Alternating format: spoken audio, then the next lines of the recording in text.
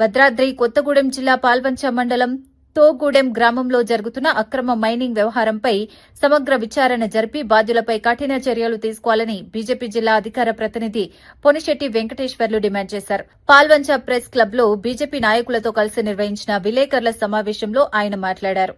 పైన 7 నుంచి 8 క్రషింగ్ మిల్లులు ఉన్నాయి. ఇవన్నీ కూడా అటు ఫారెస్ట్ భూములతో పాటు ప్రభుత్వ భూములు ఆక్రమించుకొని వారికి ఇచ్చిన పరిధి దాటి అనధికారికంగా ఎక్కువ తవ్వకాలు జరిగాయని చెప్పేసి బీజేపీ పార్టీ తరఫున గత 4 సంవత్సరాలుగా పాల్వంచ తోగూడెంలోని అక్రమ క్వారీల మీద కొత్తగూడెం జిల్లాలోని ఏడీ మైన్స్ కాంచి మొదలు పెడితే రాష్ట్ర స్థాయి అధికారుల వరకు అనేక ఫిర్యాదులు చేసినాం.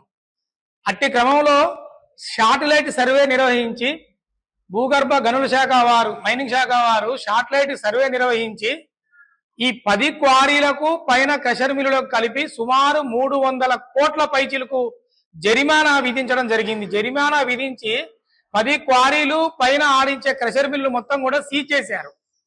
ఇవన్నీ కూడా మైనింగ్ శాఖ సీజ్ చేశారే తప్ప అనధికారికంగా ప్రతిరోజు రాత్రిపూట మన ఈ జిల్లాతో పాటు అటు మన బోర్డర్ లో ఉన్న ఛత్తీస్గఢ్ 2 జిల్లాలు, ఇటు ఆంధ్రాలోని 1 జిల్లా, ఒరిస్సాలోని 1 జిల్లాకు మొత్తం కూడా అనధికారికంగా కంకర పోతుంది.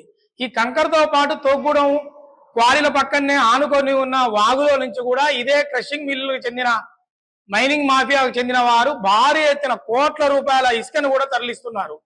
మేము అనేది కంకరకు వ్యతిరేకం కాదు.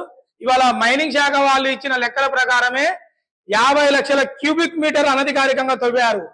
దీనికి పర్యావసనంగా 300 కోట్ల పైచీలకు జరిమానా విధించి కూడా 2 సంవత్సరాలు దాటింది. ఇటు ఫైన్ పడట్లేదు. ఇక్కడ విచిత్రం ఏంటంటే క్వారీలు మొత్తం కూడా ట్రైబుల పేరు మీద ఉన్నాయి, కానీ ఎక్కడ కూడా ట్రైబులు వాటిని వాడట్లేదు. ఈ మొత్తం కూడా బినామీలే మెయింటైన్ చేస్తున్నారు. వాళ్ళంతా కూడా పూర్ పీపుల్స్. వాళ్ళని అడ్డం పెట్టుకొని పాల్వంచకు చెందిన కొంతమంది దళారులు గత ప్రభుత్వంలో కానీ ఇప్పుడున్న ప్రభుత్వంలో కానీ పెద్ద స్థాయిలో అధికార పార్టీ నాయకులు అన్నదండలతోటి ఇవాళ ఈ రాష్ట్రంలోనే ఇది ఒక పెద్ద కుంభకోణంగా తీసుకోవాలి. ఎందుకంటే 300 కోట్ల జరిమానా అంటే మామూలు విషయం కాదు. ఇప్పటికైనా మైనింగ్ శాఖ అధికారులు కళ్ళు తెరిచి ప్రతిరోజు రాత్రి అనధికారికంగా నడుస్తున్న తోగూడెం క్వారీలు అక్కడ బాంబు బ్లాస్టింగ్లు జరుగుతున్నాయి. ఆ బాంబు బ్లాస్టింగ్ జరిగినప్పుడు వచ్చే రాళ్ల పిల్లలు అవన్నీ కూడా చుట్టుపక్కల ఇళ్ళ జరుగుతున్నాయి. ఇంకో విచిత్రం ఏంటంటే ఈ క్వారీలలో ఎటువంటి సేఫ్టీ ప్రికాషన్స్ లేకుండా గతంలో 10 మందికి పైగా చనిపోయారు.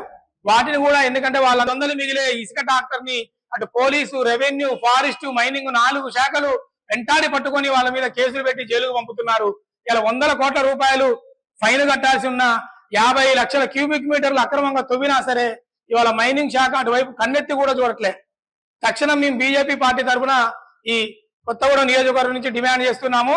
ఇది కినక ఆపకపోతే పార్టీ తరఫున పార్టీ కార్యకర్తల్ని ప్రజల్ని సమీకరించి ప్రత్యక్షంగా మేమే కంకర లారీలు కావచ్చు, ట్రాక్టర్లు కావచ్చు అక్రమంగా తరలించే ఈ వాహనాలని మేమే అడ్డుకొని సంబంధిత అధికారులకు అప్పచెప్తామని తెలియజేస్తున్నాము. ఖచ్చితంగా దీని మీద హైకోర్టులో ఈ 2-3 రోజుల్లో పిల్లేయడానికి మేము సమాచార హక్కుల చట్టం పెట్టి నిన్నగా మొన్న తీసుకున్నాము. 300 కోట్లు ఫైన్ పడ్డది. ఇంత బహిరంగంగా 2002 నుంచి ఫైన్ 4-5 సంవత్సరాలు దాటినా సరే ఫైన్ కట్టకుండా నడుపుతున్నారు. కాబట్టి దయచేసి ఈ జిల్లాకు 3 మంత్రులు ఉన్నారు. ఇదే అధికారికంగా నడిస్తే 100 కోట్ల రూపాయలు ఇవాళ గనుల శాఖకు వస్తే ప్రభుత్వ ఖజానా నిండుద్ది.